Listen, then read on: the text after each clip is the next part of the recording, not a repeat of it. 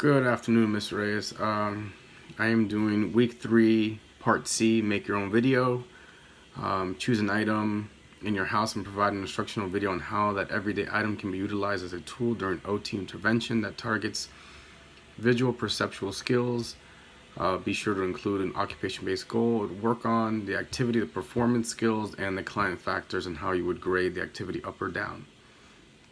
I chose to use tongs, kitchen tongs, as my everyday item that could be utilized in OT intervention. Some background information would be perception refers to the ability to make sense of sensory stimuli and involves cognition and sensory awareness. Visual perceptual, for example, refers to the understanding of letter formation and identifying letters. Some tongs can be used to improve fine motor coordination, improve grasp and pinch strength, and visual perception. The different sizes of tongs will be used during this. Different sizes of tongs will be used for the different activities we'll be performing. Some of the grasp that will be utilized are the cylindrical grasp, which is for the bigger tongs, and the smaller tongs we utilize more of the 3 jaw chuck or tripod or the pincer grasp.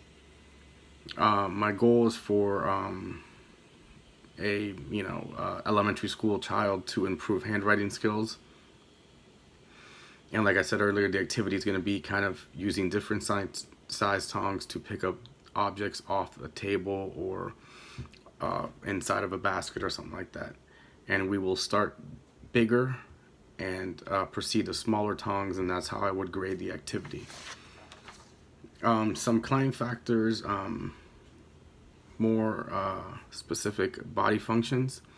It would look into mental functions. You would need cognition, attention, perception. Some global mental functions would be consciousness and temperament and personality. Most importantly, probably sensory functions. We need visual, hearing, vestibular, proprioception, and touch. Obviously visual to see what you're doing, hearing to hear the instructions of what you do, vestibular to know what needs to be done, proprioception to know where you are in space, and touch so you can feel the actual tongs and what you're doing. And also you need muscle and movement functions in order to complete the activity. Next, we would be looking at performance skills. Next, we would be doing motor skills, which is under the performance skills. Obviously, you need to be positioned correctly. You need the correct grip. You need the reach in order to perform the activity. You need to do bending, whether it be from side to side or front and back.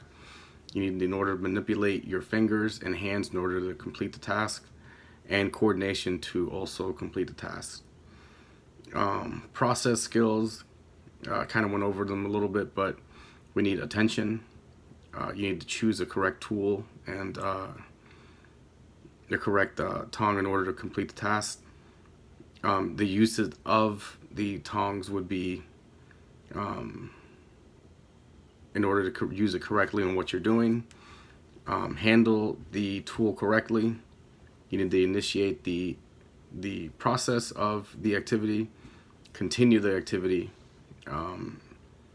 gather all the things you need in order to perform the activity, and of course terminate the activity.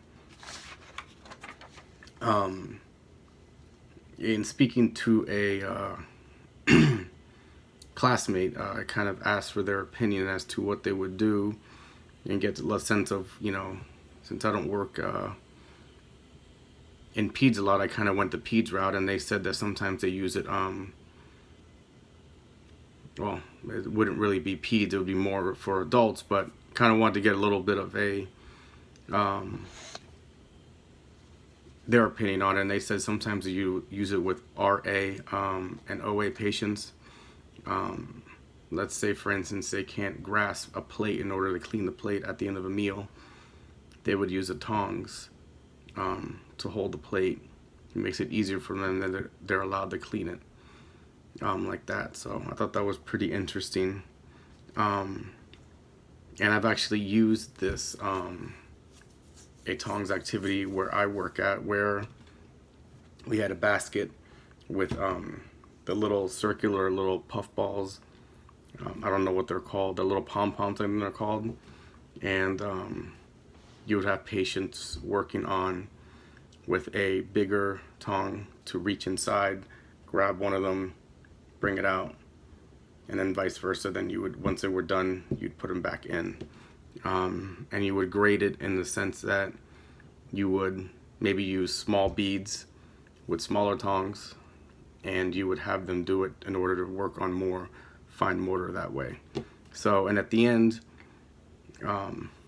making sure you have the correct grasp and fine motor coordination and grip strength and pinch strength in order to hold the pencil, which is what the ultimate goal would be.